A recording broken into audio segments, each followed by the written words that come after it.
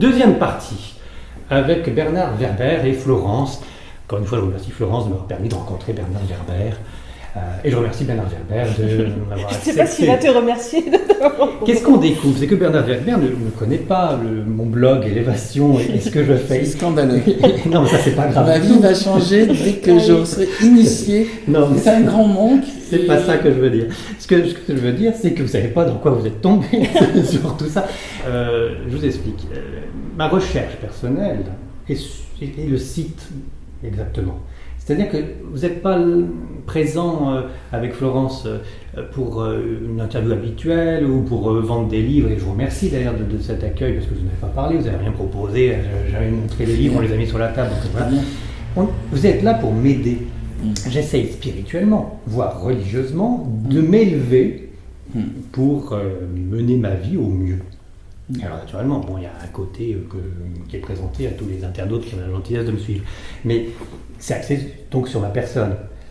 Mais voilà, le but de cet entretien, comme avec tant d'autres, c'est que vous puissiez m'expliquer, vous, votre vision du sens de la vie, de Dieu, de la mort, qu'est-ce qu'il en est, etc. Donc bien entendu, nous avons Bernard Werber. Si on commence l'interview maintenant. Qui a écrit Les Thanatonautes, et puis la suite. Et donc vous avez une documentation incroyable là-dessus. Allez-y, posez les questions et puis je vais voir si je peux y répondre. Ce qui m'intéresse, c'est de savoir, vous, ce que vous en avez déduit, parce que donc il y a le côté roman, on sait bien que entre le réel et l'imaginaire, c'est flou, on sait bien que vous avez une méfiance vis-à-vis des religions, parce que c'est manipulation quelque part, voilà, bon. Et on sait que vous êtes très très intelligent, je me dis qu'avec Bernard Werber... le dernier élément est faux. Je me dis qu'avec Bernard Werber, avec l'étude que vous avez fait, et avec donc les Thanatonautes et la suite, l'Empire des dieux, etc., vous avez un message que vous voulez faire passer, les anges, et puis il y a les dieux. Nous les dieux. Nous les dieux, voilà, l'Empire des anges et les dieux. Il y a pas l'Empire des dieux et nous les anges. Enfin bref, vos livres là, non, voilà, Chalvin Michel, les machins, on ouvre et puis on lit, voilà. Vous avez un message à faire passer, vous n'avez pas que surfer sur le côté New Age.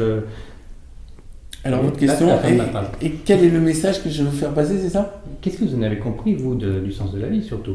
On en a déjà discuté, mais ces anges-là... Mais d'abord, je suis un peu jeune, j'ai que 53 ans, donc ce que j'ai compris, merci, j'en fais 52, je sais, mais ce que j'ai compris du sens de la vie, pour l'instant, je démarre. Moi, je crois que l'idéal, et j'en parle dans mon dernier Voix de la Terre, ça serait d'avoir 200 ans. Dans Voix de la Terre, il y a un de mes personnages qui dit on meurt au moment où on commence à piger. Voilà, je crois ça. Moi, j'ai pas encore commencé à piger, c'est pour ça que je suis agnostique, j'ai envie, je suis à l'école, j'apprends. Donc, je vais pas dire aux autres, voilà, la vie, c'est comme ça. J'ai bien compris. Dieu, c'est comme ça, et la vérité, c'est ça. Mais votre vérité est intéressante à connaître. Alors d'abord, pour reprendre, parler tout à l'heure l'immanence, je perçois, si voilà, trois éléments, j'ai mis en entrée de l'Empire des Anges, il y a 3 règles, elles ne sont pas de moi, elles sont d'Anne Millman, il y a 3 lois de la vie, l'humour, le changement, le paradoxe. Une fois qu'on a intégré ça, humour, changement, paradoxe, mais on l'intégrait vraiment à fond, on perçoit mieux le monde. Paradoxe, c'est par exemple le ministre du budget qui avait un compte en Suisse. Ça, c'est paradoxal. Paradoxe, c'est le président de droite qui fait une politique de gauche et le président de gauche qui fait une politique de droite. Bon. Paradoxe, c'est le psychiatre qui est fou. Et une fois qu'on a intégré ça, les gens, ils sont peut-être le contraire de l'info qu'ils envoient. Déjà, on est dans autre chose. Donc moi, j'ai bien intégré ce truc, le paradoxe. Quand je crée un personnage, j'essaie de lui créer une dimension paradoxale. Pour le rendre crédible, parce qu'on sait que les choses ne sont pas exactement comme elles ont l'air d'être. Et tous, on sait intuitivement que la vérité est ailleurs, en tout cas, il peut y avoir plusieurs manières de percevoir le système. Paradoxe. L'humour. L'humour, j'ai écrit encore un livre dessus, qui était Le rire du cyclope. L'humour, c'est pour une autre idée, finalement, c'est pas grave. C'est-à-dire que les gens, ils sont le contraire de ce qu'ils prétendent être. Bon, tant pis pour eux, ou tant mieux pour eux. Pour nous. Ou tant mieux, voilà, mais tout cela n'est pas grave. Le ministre du budget était triché, et le gouvernement de gauche fait une politique de droite. Ok. Et les gens qui ont l'air profonds peuvent être superficiels, les gens qui ont l'air superficiels peuvent être profonds, que de même que les gens que j'ai vus les plus heureux étaient dans les zones du tiers-monde considérées comme abandonnées et terribles, on voit que les gosses en train de se marrer. Mais là, vous nous reparlez du paradoxe, mais moins de l'humour quand même. Alors, l'humour, ça consiste à accepter le paradoxe. D'accord. Et d'en rire. En tout cas, de ne pas en souffrir. Parce que je perçois bien que nous avons un mécanisme de dramatisation qui est encouragé, tout à l'heure on parlait par la télé, qui fait que, regardez, là il y a des gens qui sont en train de mourir, c'est terrible et c'est votre faute quelque part. Bon, je ne dis pas qu'il faut se moquer de ça, mais il faut se dire, c'est un journaliste qui veut me forcer à avoir une émotion. Maintenant, moi, si j'ai envie, je peux aller aider, je peux donner de l'argent, mais en tout cas, je n'ai pas à être conditionné par ce bonhomme à l'instant T, pile, parce que lui, il l'a voulu. Donc, l'humour, c'est aussi une manière de sortir du système pour ne pas le subir. Par exemple, vous demandez une augmentation de salaire à votre patron vous dit non.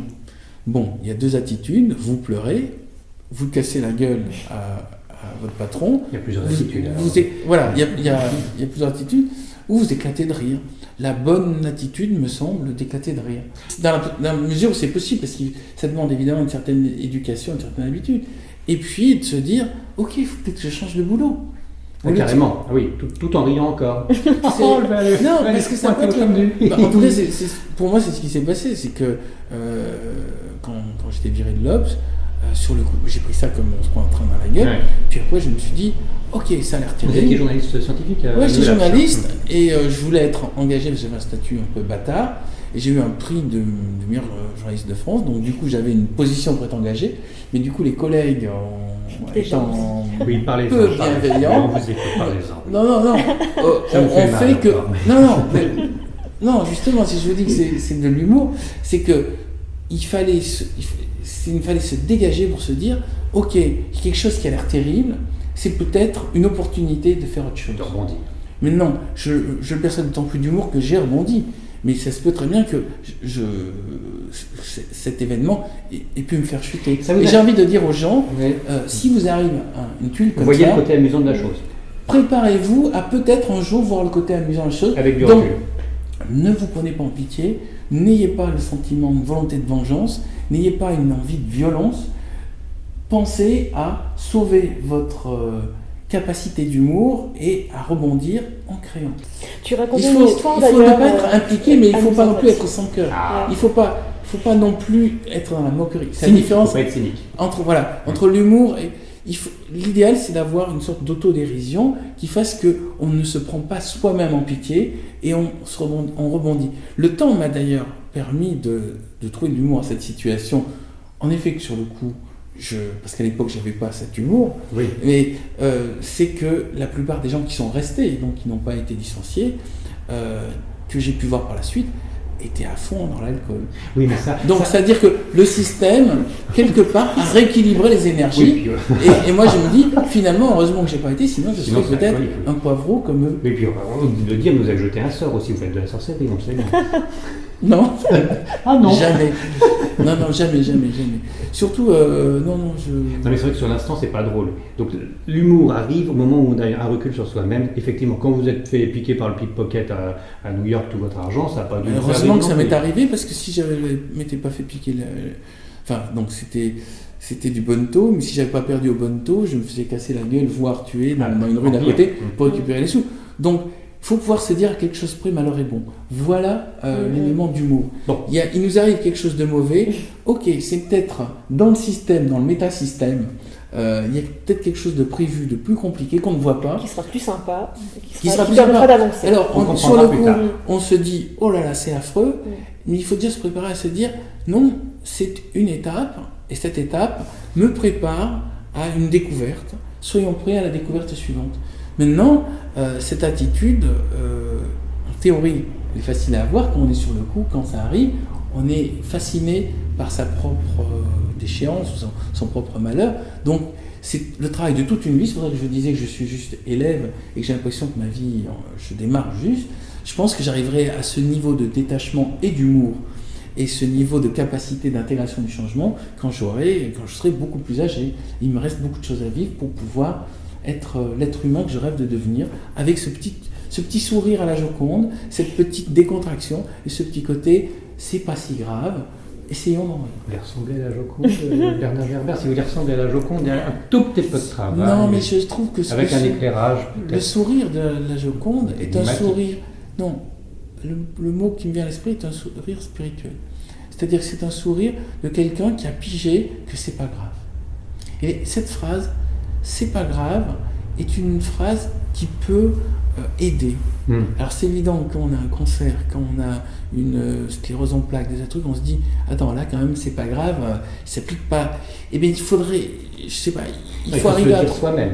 Si on a le cancer, il faut Voilà, se le dire il faut se soi-même. le dire Il faut pas que soi-même. l'autre le dise. Voilà. Voilà. Parce que si le docteur vous dit c'est pas Moi, grave. moi, il m'est arrivé une maladie, c'est une tuile de naissance, ça s'appelle la spondylarthrite ankylosante. J'ai rien compris. C'est une quoi? Spondylarthrite ankylosante. Ouais. C'est un rhumatisme qui touche tous les os, qui fait que normalement je me transforme en homme statue. Quand ça m'est arrivé, au début on ne savait pas ce que c'était, donc on va me dire que c'était le côté énigmatique.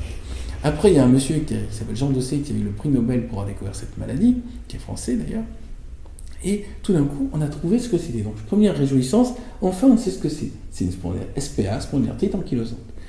Après, grâce à ça, j'ai pu éviter de faire mon service militaire. Ça, Que c'est je pense- positif. Non, à partir de là, je me suis dit, ok, c'est censé être la plus grosse tuile qu'on puisse avoir. Vous allez vous transformer en statue de votre vivant. Et ça me permet déjà d'avoir ça. Ça me permet après d'avoir une fascination pour le mouvement. Du fait que je suis censé être immobilisé dans mes vieux jours, je recherche le mouvement dans tout. Vous allez voir dans tous mes livres, mes personnages sont en mouvement. Et dans ma vie, j'ai appris le tai chi, j'ai appris les arts martiaux, j'ai appris tout ce qui va faire bouger mon corps et bouger mon esprit, parce que je crois que le piège qui a été créé pour moi, c'est l'immobilisme. Donc j'ai peur de tout ce qui est immobile et je recherche tout ce qui est mouvement. Et un bon roman, pour moi, est un roman qui bouge. Et c'est pour ça que quand je vois les romans immobiles où tous les personnages restent, je me dis, ils ne sont pas dans l'énergie qui m'intéresse. Mais pas Proust. Je considère que Proust fait partie de la diversité de la littérature, mais je n'y prends pas de plaisir. C'est-à-dire je le lis comme sachant que ça existe. Mais au moment où je le lis, c'est de la forme. D'accord. Vous n'avez pas les granites, les gros blocs de granit au bord de la mer, là, qui ne bougent plus, qui sont solides. La mer fait bouger tout. La mer attaque les falaises. Oui. La mer est l'énergie du mouvement. Elle est sensible à la lune. Le mouvement, c'est parce que c'est la vie, on y revient. Mais comment on vous a guéri de ce problème Humour, paradoxe, changement, je crois que j'ai fait les trois. Comment on m'a guéri Non, de quoi changement, oui, on y a changement, oui, on vient de le on y faire. arrive. C'est les Absolument. saisons. Oui, c'est le mouvement, de toute façon, c'est aussi aller tout le temps du point A au point B, du point B au point C, et se dire, il n'y a pas d'endroit où je sois immobilisé, fixe, immuable, tout peut changer. En fait, je ne possède rien. Voilà, j'ai intégré cette idée, je ne possède rien, rien ne m'est dû, rien n'est gagné. Tous les jours, je remets mon système en question avec un risque d'échouer. Et il m'est arrivé plusieurs fois où, quoi que ce soit que j'ai construit, tout d'un coup, tout s'est effondré. Comme un château de cartes, il a fallu redémarrer. Malassis, excusez-moi, je vous écoute, c'est Malassis, je sais Ah, pas. bien, Malassis ne profite jamais. Elle est bonne celle-là. Allez-y. Attendez, on a deux coussins entre nous, c'est Mais normal ça? Ouais. Ah, Ça je vous en mets un glissait, petit ça croisé. glissait. Ah, voilà. Voilà. On m'en aura plus entre nous, je me Ils rapproche. sont mignons. Et du coup, je sors du champ. Non. Dites donc, il y a une frontière maintenant entre nous. Hein. Non, allez, je Voilà. vais Puis On ça a me bien tenait compris chaud. donc les trois axes. Et vous avez été guéri finalement de cette histoire ou pas? Non. Et donc vous avez. Par contre, ça ne me gêne plus. C'est-à-dire qu'au moment où j'ai une crise, en fait, j'étais plus ou moins guéri quand je suis devenu écrivain. Ah. Tout simplement parce que c'est ce qui m'a poussé à penser que le fait de trouver sa voie était... Ah, vous voyez qu'on est Malassis. Non, c'est pas ça. Il C'est qu'il y a un axe de caméra et que je me suis aperçu que je perdais l'axe de la caméra. Excusez-moi. C'est le côté très professionnel. Voilà. C'est-à-dire qu'il y a un axe avec cette caméra-là. Ah oui, mais et si je me mets là... Là. On voit mon dos. Vous perdez... C'est pas grave, elle marche pas. Vous perdez... Non, mais alors, si vous pouvez la pousser un tout petit peu... Comme ça Ouais. Ça va pas Allez-y, je faire, vais vous genre. donner l'axe. Ah. Je vais te donner... Tac, tac, tac, tac. Non, voilà. Encore. Oui, bah faites la tombée de la chemise. Encore, pendant que non, vous y êtes. encore. Ah là c'est Non, beaucoup, non, hein. pas Dans tourner. l'autre sens. Poussez. Poussez. Encore. Voilà. On va voir le. Là, ça devrait aller. Ah bon. On verra. Hein. Vous n'êtes pas un petit peu psycho-rigide quelque Maniaque. part Non, j'ai envie que vous fassiez la meilleure émission possible avec les meilleures images possibles. Mais avec vous, Et il n'y a là- pas de problème. Mais non, mais si Bernard je me mets Gervais. comme ça à cause de votre histoire de coussin, on perd l'axe de cette caméra. C'est aussi couillon que ça, donc J'ai oublié de vous dire qu'on coupe rien, hein. J'ai oublié de vous le dire, ça, on fait comme en direct. Mais c'est intéressant de voir D'accord, que vous bah, vous souciez de la qualité. autant Mais que c'est du les- perfectionnisme. Voilà. Très bien. On était en train de parler de quoi On avait dit qu'on avait vu les trois changement. et que bon, ça va mieux. Et le tai Et chi, ben- le King Kong, tout ça, ça vous Le aide Qigong. Ouais. Oui, ce que je disais aussi, c'est que j'ai commencé à guérir quand je suis devenu écrivain. D'où mon idée qui arrive souvent dans les romans, c'est si vous avez un problème, c'est peut-être parce que vous n'êtes pas au bon endroit. Mhm. Quand j'étais à Nouvel Observateur, j'étais pas au bon endroit. Et c'est pour ça que c'est là où j'ai eu les plus grandes crises. Et quand je suis sorti, même si j'ai eu 1 an de chômage, j'ai commencé à aller mieux. Et quand je suis devenu écrivain, j'allais beaucoup mieux. Et maintenant, je me suis reconstruit un corps souple pour pouvoir lutter le plus possible contre cette maladie. C'est pas encore Mona Lisa, mais c'est bientôt. Donc Mona Lisa, elle a l'air bien, elle se tient bien. Oui. Non, il y a une manière. Bon, pour ceux qui entendent l'émission, qui connaissent cette maladie, c'est une maladie où, a priori, il est difficile de garder de l'humour. Mais je crois qu'on a tous une grosse tuile qui. D'une façon ou d'une autre. Ouais, soit elle arrive à la naissance, comme moi c'était la spondylarthrite ankylosante que j'ai depuis ma naissance, soit ça arrive plus tard, mais il n'y a pas de parcours facile dans lequel vous arrivez, vous êtes tout heureux, vous avez le bon job, vous rencontrez la bonne personne, vous faites les bons gosses, vous avez la super retraite et puis vous crevez. Je ne crois pas à ce... Enfin, ce scénario existe peut-être, mais je ne suis pas sûr que ce soit le scénario où en plus on apprenne et on évolue. Ah, il y a le concept de réincarnation qui revient. Non, c'est un autre concept. C'est que l'adversité peut nous permettre de mieux nous connaître et d'évoluer. Donc quelque part, par exemple, le fait que j'étais licencié de Nouvel Observateur, ça m'a permis de devenir écrivain. Donc j'avais besoin de quitter la vieille Europe pour découvrir l'Amérique. Et ça a été douloureux, comme ça a été dû être douloureux pour Christophe Colomb de traverser l'Atlantique, mais c'était nécessaire. Mhm. Et Les je crois épreuves font grandir. oui, on a tous Et même- des grandes épreuves. Et même Des une claque de papa, ça fait mal, mais ça éduque. Ça dépend. Non, je Oh crois là, pas. je vais tomber dans le pathos là. Ouais, non, parce que non. Mais non, parce que c'est vrai qu'il y a non. Mais ce que je veux dire, c'est qu'il faut pas avoir peur de l'adversité. Non, c'était Oui. plutôt là. Faut ouais, Faut couper, là. positiver. Non, on comprend rien. Non, c'est pas. Alors, C'est positiver. positiver, ça a un côté gnangnan aussi. Je Ah peux oui, pas c'est adhérer clair. à ça. Ah ouais. Il faut accepter qu'on est acteur d'un film, mais que le film, c'est pas tout le temps le héros qui va bien. C'est le héros qui affronte des méchants et qui se retrouve dans des situations très gênantes. Et c'est ce qui fait que le héros va se surpasser. D'ailleurs, le héros, c'est quelqu'un qui dort et qui se réveille. Et une fois qu'il est réveillé, il bouge le monde et il bouge les autres.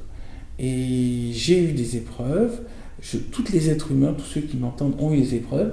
Et il faut non pas se dire oh là là, c'est affreux ce qui m'arrive, comme quand on regarde les actualités, je fais le lien avec ce tout à l'heure, c'est affreux ce qui arrive au monde, mais il faut se dire comment arriver à partir de cette situation sur laquelle on peut pas agir sur le passé, comment à partir de cette situation trouver un chemin de lumière, comment trouver une voie pacifique, comment arriver à mettre de l'amour, de la compréhension, de l'intelligence, là où a priori il y a de la fermeture, de la noirceur. Et ça, c'est un problème à résoudre. On a tous une fois ou plusieurs fois dans la vie. Vous l'avez eu aussi Bien sûr. C'est quoi votre plus grande épreuve? C'est de faire une interview avec Bernard Gervais. Je savais que vous alliez vous deviner, mais je ne savais pas comment. Voilà, mais c'est un plaisir d'être à vos côtés, mais je voudrais pas Non, abuser mais non moi plus. je vous ai raconté ma spondylarthrite ankylosante, il faut que j'arrive. Vous me racontez rien de votre vie. Non, mais tout est sur le blog. Voilà, il n'y a qu'à voir. Non, parce que voilà, le départ des êtres chers. Il y en a un qui monte ses cartes et l'autre qui ne monte pas ses cartes. Non, au contraire, justement. J'ai perdu ma mère, pas dans les bois. Hein. Non, je ne vous demandais pas de faire du pathos, mais je veux dire, Non, mais c'est pas du pathos. les épreuves qui vous ont obligé de vous surpasser. Eh bien, justement, j'ai anticipé l'épreuve du départ de ma mère que j'adore, toujours, parce que j'estime qu'elle est toujours vivante, quelque part. Et j'ai anticipé en faisant une recherche auprès des médiums, des voyants, des religieux, plus cathos que d'autres, parce que c'est le hasard de la vie qui m'a poussé comme ça. Et heureusement, avec ce que j'estime être du réel et quand même de la réflexion, avec une base scientifique, avec des NDE, etc. Heureusement que j'ai fait des rencontres intéressantes avec peut-être des guérisseurs, des médiums plus ou moins honnêtes, je ne sais pas, mais heureusement qu'il y a eu cette hypothèse de survivance de l'âme, parce que le départ de ma maman est passé sans le moindre drame pour moi, parce que ma croyance est telle Ça sert à ça. que j'étais content pour elle, vous voyez. Et donc là, je voulais savoir si vous, avec les Thanatonautes et la suite, avec la recherche que vous avez fait, parce que toujours c'est bien calibré chaque écrit, vous avez au moins mis quelques bases, quelques jalons sur votre cheminement de vie, avec les épreuves que vous avez et qu'on aura tous, et sur la survivance de l'âme, avec éventuellement peut-être l'irréel qui pour moi est le réel, là ce coup-ci c'est moi qui inverse, avec des visites de médiums, voyants, guérisseurs pour votre problème de santé. Ou alors là, non, ça c'est totalement imaginaire.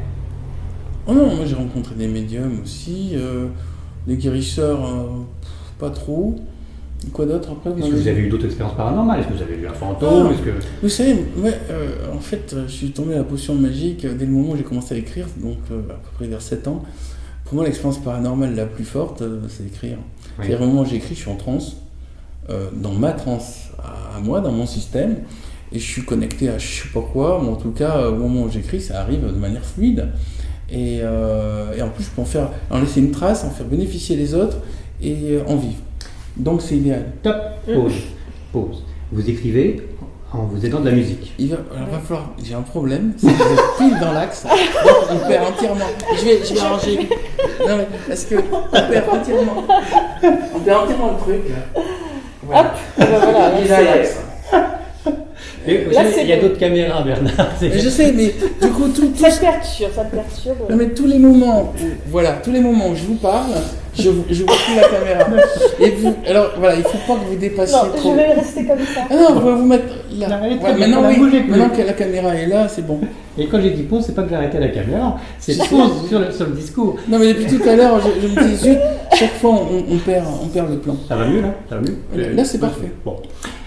Vous écrivez en écoutant de la musique, en vous inspirant de la musique, ouais. Et vous nous dites que vous entrez en transe et que vous ne savez pas trop d'où ça vient finalement vos écritures, c'est ça? Une sorte d'écriture automatique peut-être, non? Alors est-ce qu'on est dans l'écriture inspirée? Est-ce que les esprits sont autour de vous? C'est-à-dire, comment vous répondre?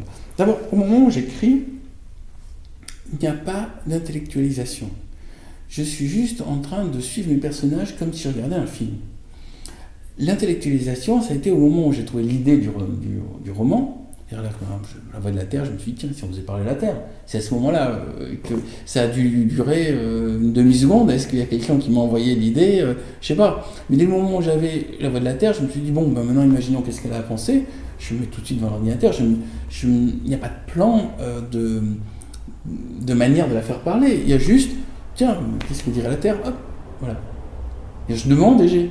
C'est immédiat, c'est instantané. C'est cool. Voilà. Et quand après le truc est terminé, qu'ils sont en ligne, je me dis, waouh, il y a quand même 500 pages de trucs qui sont sortis de je ne sais où, mais en tout cas, a priori, je mets mon nom dessus. Donc, c'est du piratage en fait. Il y a un double quelque part. Non, à la limite, l'être qui écrit ce bouquin, c'est mon inconscient. Ouais.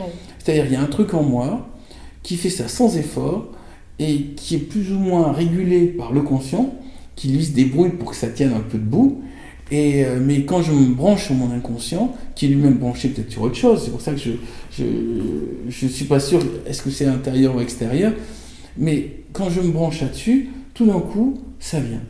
Et j'ai jamais eu l'angoisse de la page blanche. Ouais, vous lisez quand même, j'ai jamais eu l'angoisse de la page blanche. Je les relis, en général, je trouve ça très mauvais, je recommence tout à zéro. Et de nouveau, vous repartez en transe à réécrire de nouveau? Je fais tous les matins de 8h à midi et demi. Ouais, c'est très intéressant ce que vous dites là, parce qu'il y a une régularité, mais on le retrouve dans le double CD des interviews qui ont été compilées, Bernard Werber, l'éveilleur. Mais vous avez vu, mon nom est difficile à prononcer. Tout le monde me laisse trop depuis que je suis petit. Oh, bah ça c'est encore une épreuve. Il y a aussi autre chose, c'est que personne ne m'appelait Bernard. Vous vous appelez comment? on m'a toujours appelé Werber. Ouais. Et alors en plus, vu que les gens n'arrivent pas à prononcer Werber, ça fait quand même un double problème. Mais même parce que j'ai fait notre interview, on me dit Weber, on me disait, c'est-à-dire que les gens, ces deux R posent un problème. Mais non, c'est étrange. J'aime bien mon nom, mais visiblement, il est difficile à faire passer, à communiquer dessus. Mais vous voulez qu'on vous appelle Bernard Werber, quand même, ça vous aussi, ou vous voulez qu'on vous appelle... En coréen, ils disent Bana Baba. Parce qu'il n'y a pas de R. Et tous les endroits où Bellona, belle. On continue l'entretien avec Bana Baba. Non, Bellona, Bana Baba. Mais dans la plupart des langues, c'est vrai que les R, c'est un truc compliqué. C'est entre les... C'est les peuples européens. Bon, tu peux revenir sur l'auteur qui crée l'idée de la planète, la voie de la Terre, est venue spontanément, c'est ça? Ça arrive, parce que vous parliez de régularité pour écrire et pour de la musique, bon, c'est normal parce qu'il faut une structure, bon voilà. Mais l'idée, l'étincelle divine peut-être, elle vient. Vous avez analysé la chose, parce que je sais aussi que vous suivez tous vos rêves, vous les notez tous les matins, donc vous travaillez avec le conscient et l'inconscient, vous l'avez déjà dit, mais au moment où vous dites tiens, je vais faire parler la Terre, vous êtes sûr que ça vient de vous? En fait, j'ai une manière de fonctionner qui est par strates. C'est-à-dire que ma Terre, l'idée de faire parler la Terre, c'était déjà vaguement diffus dans plusieurs de mes autres livres. C'est tout d'un coup, tiens, ça a cristallisé pour en faire un livre précis. C'est-à-dire que c'est une écriture holographique, pour parler d'holographie. Il y a un peu de mes livres dans tous mes livres. Quelque part, vous allez trouver des éléments de la voie de la Terre qui vont être dans Paradis sur mesure. Vous allez trouver des éléments du mystère des dieux dans les Thanatonautes, des éléments... Et en fait, presque, j'ai des éléments de tous mes livres dans le tout premier. Et tout est dans tout et réciproquement, comme disait Pierre Dac, alors... Oui, ça ne veut pas avancer les choses, votre phrase. Par contre, ce que je veux dire, c'est que, en fait, dans un endroit, ce tableau-là que vous ne voyez pas parce qu'il est hors champ, si on le voit, on le voit. Il s'appelle Bereshit. Bereshit, c'est le premier mot de la Bible, et ça signifie au commencement. Et au commencement, donc Bereshit, en fait, se résume à la première lettre qui est un B. Et j'étais en train de réfléchir, peut-être tous mes livres sont déjà dans les fourmis, et toutes les fourmis sont dans le premier chapitre, et le premier chapitre est dans la première phrase. Et la première phrase, c'est « Vous verrez, ce n'est pas du tout ce que vous croyez ». Donc peut-être cette phrase, mais ça me vient maintenant, cette phrase est la clé du travail. C'est vous croyez quelque chose, mais je vais essayer de vous montrer qu'il y a autre chose que vous n'avez pas vu, et que c'est cette autre chose qui est intéressante.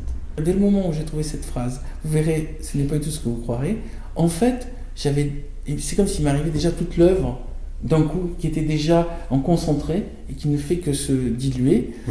Par contre, je ne sais pas combien de temps, je ne sais pas combien de livres je vais faire et tout, mais il y a beaucoup de...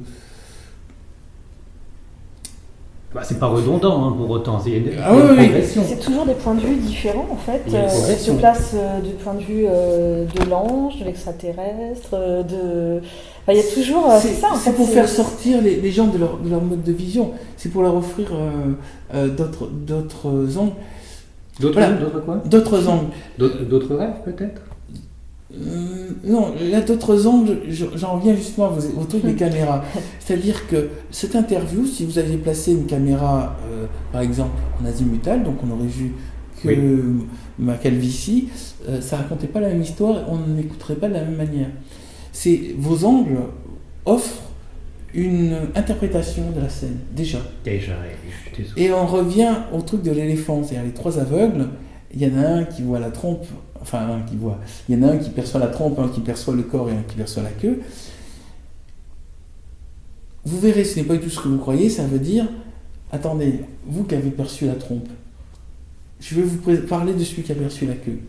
Et c'est peut-être celui qui a perçu la queue qui a perçu la partie la plus intéressante de l'animal, et pareil, et inversement. Voilà le sens de ce travail, c'est offrir d'autres points de vue afin que les gens élargissent leur champ de conscience. Mon travail, c'est pas l'aventure de l'intelligence, c'est même pas l'aventure de l'imaginaire, c'est l'aventure de la conscience. L'imaginaire sert à augmenter la conscience. Les médiums, les thanatonautes, le paradis, ne sont pas la finalité du système. À la limite que le paradis existe ou n'existe pas, ça a changé quoi? Pour nous en tant qu'être vivant. Que Dieu existe, n'existe pas, ça a changé quoi? Le fait que il y ait des anges, le fait qu'il y ait des extraterrestres, ça change quoi. Par contre, le fait de changer de niveau de conscience, ça vous pouvez le vérifier tout de suite. Si vous êtes capable de, pour reprendre notre exemple, d'être en forêt et de percevoir l'énergie de vie de la forêt, là vous avez augmenté votre niveau de conscience. Ça ne coûte rien, vous n'avez pas besoin de suivre des cours de méditation, vous n'avez pas besoin de vous inscrire auprès du Dalai Lama ni d'aller au Tibet. C'est juste, jusque-là, quand vous allez en forêt, vous pensiez je vais aller du point A au point B dans la forêt et je vais rentrer à 18h, je vais rentrer pour dîner. Et là maintenant, vous allez juste vous dire, attends, dans l'instant, ici et maintenant, je peux me brancher sur cette énergie végétale et la percevoir. Et après, si ça vous amuse, vous pouvez lever la tête et vous voyez les étoiles et vous pouvez vous brancher sur l'énergie de l'univers. Et cette chose-là aussi ne coûte rien. Pas besoin d'aller au cinéma, il n'y a pas besoin d'écouter un prêtre qui vous explique ce que vous devez voir. C'est juste une expérience de prise de conscience. Dans la Voie de la Terre, ce que je propose, c'est prenez conscience que vous marchez peut-être sur quelque chose de vivant et que cette sphère, c'est pas une sphère de billard, c'est pas quelque chose de dur, d'immobile et sans âme. Ça peut être son propre système qui est similaire au nôtre, mais juste, ça ne ressemble pas à un être humain parce qu'il n'y a pas des bras, il n'y a pas des yeux, mais ça, en tout cas, un mécanisme de conscience et de sensibilité. D'accord, c'est pas la planète Terre qui vous a influencé, vous a lancé cette idée d'écrire ce livre. Je ne sais rien. Il y avait peut-être un message à faire passer. Parce que la question initiale, c'était ça, d'où ça venait, l'idée d'écrire le... Ah ouais, je vous ai laissé vous respirer, parler, tout ça, c'était très très beau. Mais la question initiale, c'est... J'en sais rien. Vous ne savez pas. Mais non, parce que j'ai pas des détecteurs de sources au moment où je trouve les idées. C'est ce peu que ces idées dont je disais, j'ai l'impression que ça vient un peu de mon inconscient. Oui. Maintenant, je vous dirais, bon, c'est peut-être cette chose que cette entité que j'appelle moi, c'est-à-dire au moment où j'écrit, c'est moi qui trouve l'idée. Maintenant, ce moi, qu'est-ce que c'est? Là, on tombe dans une autre notion. Oui. Tout à l'heure, je vous disais que le réel, on ne sait pas ce que c'est. Moi, je vais vous dire, moi, je ne sais pas ce que c'est. Je est un autre. Je vais plusieurs autres. Ou pas. on est un peu paumé. Non, ce que je vais vous dire, c'est que ces questionnements font partie de l'élargissement à la conscience, et c'est ça que je propose au lecteur, c'est amusez-vous aussi à vous poser les questions autrement. Voilà. Je vais vous dire ce que je crois qui est moi. A priori, je crois que c'est ce tas de viande qui fait 75 kg ce matin et qui est de température 37,2 et qui a priori est âgé de 53 ans et qui produit ça. Maintenant, je suis capable de me dire je ne suis pas que ça. Je peux élargir mon esprit pour faire une sorte de, pas de nuage, de sphère qui soit plus large que mon individu et qui soit ma perception de l'extérieur. Bon, mais là, quand ça commence à être ésotérique... Non, allez-y, c'est la théorie des trois corps, c'est ça? Je connais pas la théorie des trois corps. Le corps éthérique, vous savez, voilà... Ah oui, dans le système tibétain. Oui, mais on trouve ça en plein... Partout. Non, voilà. Je veux dire, ce qui m'a fait penser à ça, c'est que le bébé, jusqu'à l'âge de 9 mois, il considère que sa mère et lui, c'est lui. Donc, il n'a pas la même frontière. Le bébé, en fait, il considère que lui et tout ce qui est autour, c'est lui. Et tout d'un coup, quand sa mère s'en va, ce qu'on appelle le deuil du bébé, et ne revient pas, il se dit, il y a un élément dans mon monde que je ne contrôle pas, et ça m'énerve quand ce n'est pas comme je le veux. Maman s'en va et ne revient pas, tout de suite. Elle va revenir plus tard. À ce moment-là, il prend conscience, je suis séparé de l'univers. Étant séparé de l'univers, je me retrouve à défendre ce petit être qui est moi, ce petit corps, contre les autres corps, contre les autres systèmes, et c'est le moment où il y a une séparation entre le moi et ce qui n'est pas moi. Et la représentation.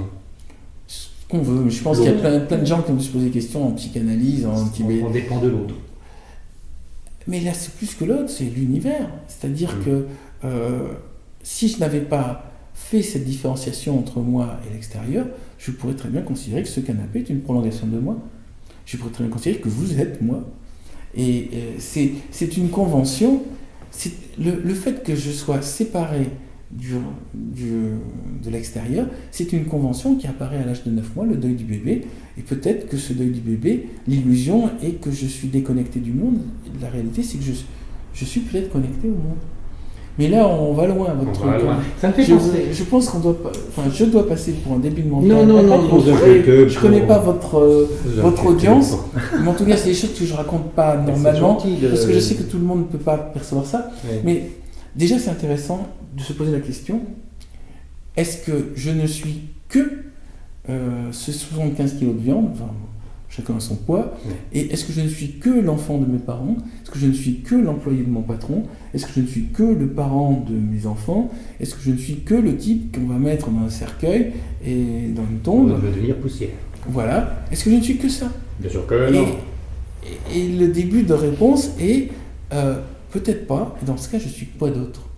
Et ça, c'est un enseignement qu'on pourrait peut-être avoir à l'école, peut-être que pour les bouddhistes, c'est quelque chose qu'ils savent déjà, c'est l'élargissement de la conscience et la redéfinition du moi me semblent des grands enjeux. En tout cas, moi, ça me semble des thèmes romanesques que je développerai peut-être plus tard. Pas que le bouddhisme, les grands mystiques chrétiens.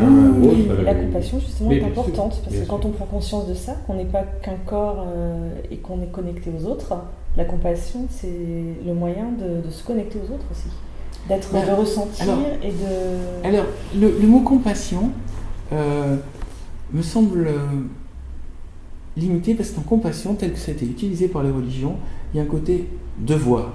Vous devez, par compassion pour les pauvres, leur donner la mendicité. Le ressenti, moi je dirais que c'est plutôt une espèce de connexion à un grand tout auquel on est tous connectés. Enfin, passion, ça signifie douleur. Empathie peut-être. Voilà, et là, empathie. Non, c'est là où je voulais en venir, c'est-à-dire que compassion a été, c'est comme d'autres mots comme amour, ils ont été utilisés pour dire tu n'as donc pas de compassion pour cet être qui souffre avec une idée de culpabilité, d'accord? Et empathie, ça veut dire est-ce que tu perçois cet être qui souffre? Et si tu considères que c'est moi, je tutoie et lui je le vous vois. Normal, parce que je te connais. D'ailleurs, c'est le premier interview, je vois. J'ai des coussins rouges, alors non, je te tutoyais aussi, comme ça, on va considérer que tu rentres dans mon cercle. Oh, merci. Alors, si tu considères que l'être qui est là n'est pas séparé de toi, tu ne fais pas un acte de charité ou de devoir en lui donnant la mendicité. Tu fais juste que rééquilibrer un élément extérieur à toi que tu n'as pas envie de voir souffrir parce que ça te gêne. Égoïstement. Donc, voilà. C'est pour ça que la notion d'empathie signifie qu'il n'y a pas d'effort à faire. C'est juste une intégration du monde. À la limite, moi je dirais l'objectif de tout être éveillé est de devenir immortel en devenant tout. Donc en devenant, c'est-à-dire en étendant sa capacité d'empathie à tout, un élément de son existence meurt, mais il continue d'exister à travers les autres éléments. Donc à la limite, il faudrait que la Terre explose pour que réellement il y ait une vraie mort constatée. Mais j'ai un de mes rêves, et ça fait longtemps que je l'ai posé, qui est, si je meurs, j'aimerais être enterré en dehors d'un cercueil, dans un sac, dans un linceul, tout nu, et mis dans la terre pour être bouffé par les vers, et qu'on mette au-dessus un pommier. Voilà, un pommier. Un pommier. Pourquoi? Pour que les gens puissent continuer à manger quelque chose qui montre que je suis revenu. J'ai été nourri de pommes, d'ailleurs j'en ai mangé une tout à l'heure, et je restitue ce que j'ai reçu. Donc je rentre dans la chair de la terre, je rentre dans l'univers et je ne me mets pas dans un cercueil étanche en plastique avec du métal autour ou même l'incinération, ça me semble une manière de se débiner. Le vrai truc, c'est je suis de la viande qui était active, je vais être de la viande passive, revenons dans le cycle de vie et que mes oligo-éléments nourrissent et servent d'engrais. Mais on peut se dire aussi, comme tu disais tout à l'heure, si on est une conscience ou un esprit, à la rigueur, ce véhicule, ce corps-là de chair, après tout, c'est pas très grave si on l'incinère ou qu'on le plante. Après, est-ce que c'est ça? Est-ce que c'est le corps qui est important ou est-ce que c'est l'énergie de la conscience? L'âme. Ah oui, mais ça c'est un questionnement. Que posent en effet et les philosophies, les religions, et la spiritualité. Alors, ça me semble intéressant en tout cas de se la poser, parce que imaginons une vie où on ne se pose pas ces questions. Eh bien, c'est pas une vie. Si, c'est une vie, mais par contre c'est une vie où il va manquer cet effet. Donc, imaginons une vie dans laquelle, après tout, le monde tel qu'il nous est proposé aux actualités, tel qu'il nous est proposé par le système économique, tel qu'il nous est proposé par le système politique, se suffit. C'est une vie dans laquelle on va traverser ça comme un train traverse un pays, c'est-à-dire on va aller du point A au point B, de la naissance à la mort, et so what. Quel moment il y aura eu l'intérêt du voyage? Et l'intérêt du voyage, c'est tout d'un coup, en regardant par la vitre, on s'est dit, waouh, il y a quelque chose dans le décor. Voilà, la prise de conscience. Je prends conscience que là, vous êtes un peu plus bas que moi. Alors, où je m'avachis, vous remontez, mais attention à votre image, Bernard. Ah non, c'est vrai, je sors le cadre. Attention, ah oui. Non. C'est pour